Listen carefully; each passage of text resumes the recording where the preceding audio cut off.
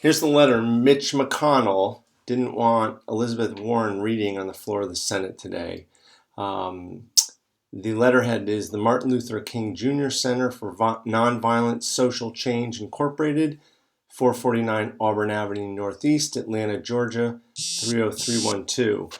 March 19th, 1986. The Honorable Strom Thurmond, Chairman, Committee on the Judiciary, United States Senate, SD 224, Dirksen Senate Office Building, Washington, D.C., 20510. Ray, nomination of Jefferson B. Sessions, U.S. Judge, Southern District of Alabama hearing, March 13, 1986. Dear Senator Thurmond, I write to express my sincere opposition to the confirmation of Jefferson B. Sessions as a federal district court judge for the Southern District of Alabama. My professional and personal roots in Alabama are deep and lasting. Anyone who has used the power of his office as United States Attorney to intimidate and chill the free exercise of the ballot by citizens should not be elevated to our courts. Mr. Sessions has used the awesome powers of his office in a shabby attempt to intimidate and frighten elderly black voters. For this reprehensible conduct, he should not be rewarded with a federal judgeship. I regret that a long-standing commitment prevents me from appearing in person to testify against this nominee. However, I have attached a copy of my statement opposing Mr. Sessions' confirmation, and I request that my statement, as well as this letter, be made a part of the hearing record. I do sincerely urge you to oppose the confirmation of Mr. Sessions. Sincerely, Coretta Scott King. CC the Honorable Joseph R. Biden Jr., United States Senate, 308 Senate Hart Building, Washington, D.C., 20510. The attached statement of Coretta Scott King on the nomination of Jefferson Beauregard Sessions III for the United States District Court, Southern District of Alabama, Senate Judiciary Committee, Thursday, March 13, 1986. Dear Chairman and members of the committee, thank you for allowing me this opportunity to express my strong opposition to the nomination of Jefferson Sessions for a federal district judgeship for the Southern District of Alabama. My long-standing commitment, which I shared with my husband Martin, to protect and enhance the rights of Black Americans, rights which include equal access to the democratic process, compels me to testify today. Civil rights leaders, including my husband and Albert Turner, have fought long and hard to achieve free and unfettered access to the ballot box. Mr. Sessions has used the awesome power of his office to chill the free exercise of the vote by black citizens in the district he now seeks to serve as a federal judge. This simply cannot be allowed to happen. Mr. Sessions' conduct as U.S. Attorney, from his politically motivated voting fraud prosecutions to his indifference towards criminal violations of civil rights laws, indicates that he lacks the temperament, fairness, and judgment to be a federal judge. The Voting Rights Act was and still is vitally important to the future of democracy in the United States. I was privileged to join Martin and many others during the Selma to Montgomery March for Voting Rights in 1965. Martin was particularly impressed by the determination to get the franchise of blacks in Selma and neighboring Perry County.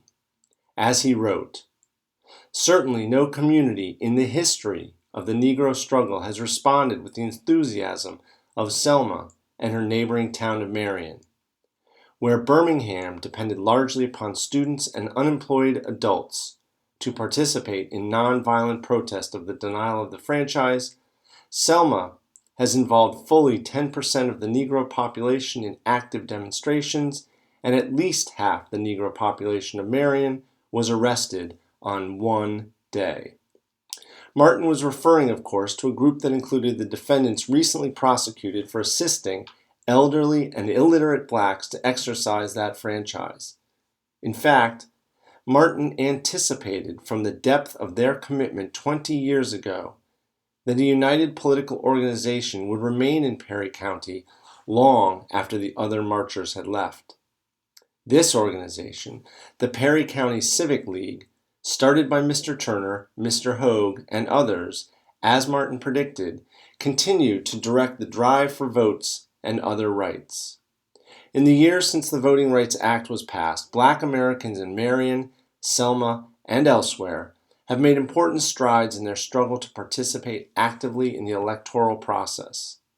The number of blacks registered to vote in key southern states has doubled since 1965. This would not have been possible without the Voting Rights Act. However, blacks still fall far short of having equal participation in the electoral process. Particularly in the South, efforts continue to be made to deny black access to the polls, even where blacks constitute the majority of the voters. It has been a long, uphill struggle to keep alive the vital legislation that protects the most fundamental right to vote. A person who has exhibited so much hostility to the enforcement of those laws and thus to the exercise of those rights by black people should not be elevated to the federal bench. The irony of Mr. Sessions' nomination is that, if confirmed, he will be given life tenure for doing with a federal prosecution what the local sheriffs accomplished 20 years ago with clubs and cattle prods. 20 years ago, when we marched from Selma to Montgomery, the fear of voting was real, as the broken bones and bloody heads in Selma and Marion bore witness.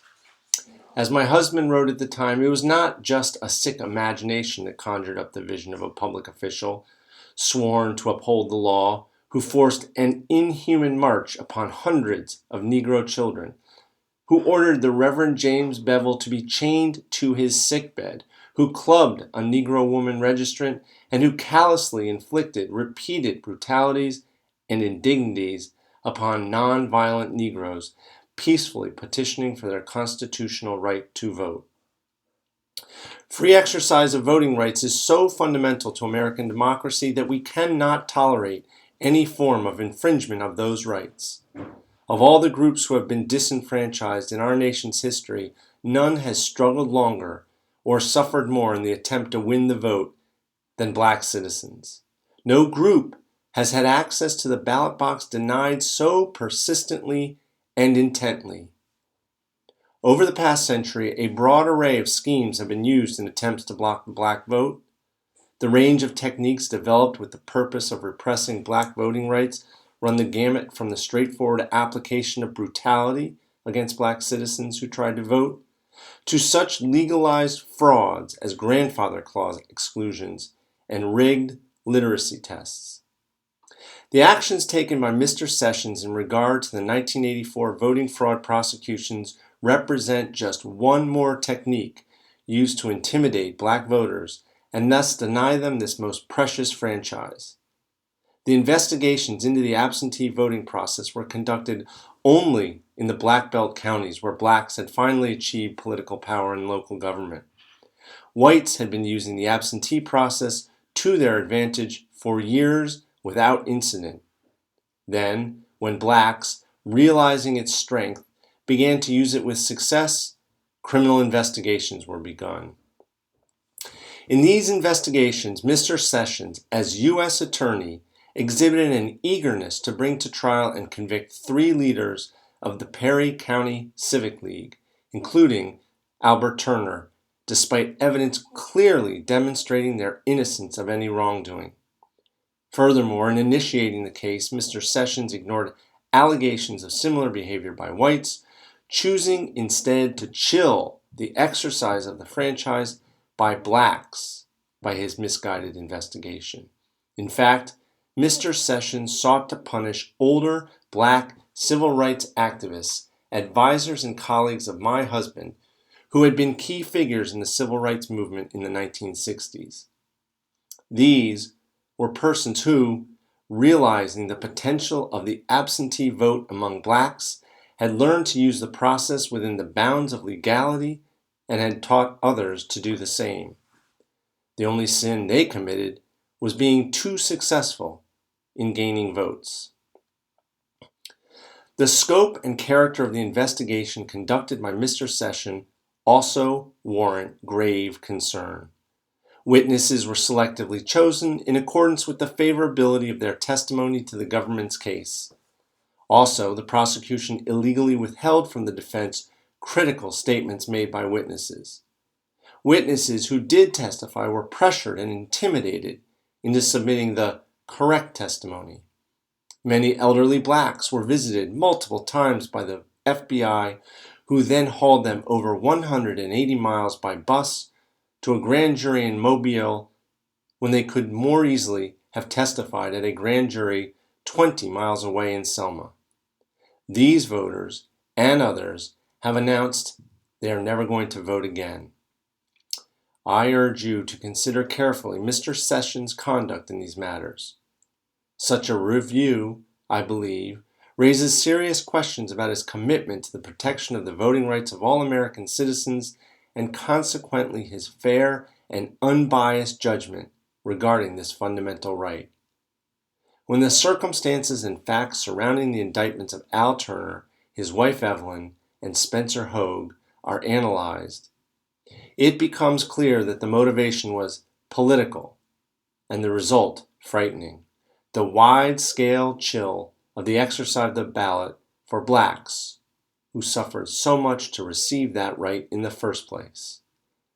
Therefore, it is my strongly held view that the appointment of Jefferson Sessions to the federal bench would irreparably damage the work of my husband, Al Turner, and countless others who risked their lives and freedom over the past 20 years to ensure equal participation in our democratic system. The exercise of the franchise is an essential means by which our citizens ensure that those who are governing will be responsible. My husband called it the number one civil right. The denial of access to the ballot box ultimately results in the denial of other fundamental rights, for it is only when the poor and disadvantaged are empowered that they are able to participate actively in the solution to their own problems. We still have a long way to go before we can say that minorities no longer need be concerned about discrimination at the polls. Blacks, Hispanic, Native Americans, and Asian Americans are grossly underrepresented at every level of government in America. If we are going to make our timeless dream of justice through democracy a reality, we must take every possible step to ensure that the spirit and intent of the Voting Rights Act of 1965 and the 15th Amendment of the Constitution is honored. The federal courts hold a unique position in our constitutional system, ensuring that minorities and other citizens without political power have a forum in which to vindicate their rights. Because of this unique role, it is essential that the people selected to be federal judges respect the basic tenets of our legal system: respect for individual rights and a commitment to equal justice for all. The integrity of the courts, and thus the rights they protect, can only be maintained if citizens feel confident that those selected as federal judges will be able to judge with fairness others holding differing views. I do not believe Jefferson Sessions possesses the requisite judgment, competence, and sensitivity to the rights guaranteed by the federal civil rights law to qualify for appointment to the federal district court. Based on his record, I believe his confirmation would have a devastating effect on not only the judicial system in Alabama, but also on the progress we have made everywhere toward fulfilling my husband's dream that he envisioned over 20 years ago. I therefore urge the Senate Judiciary Committee to deny his confirmation. I thank you for allowing me to share my views.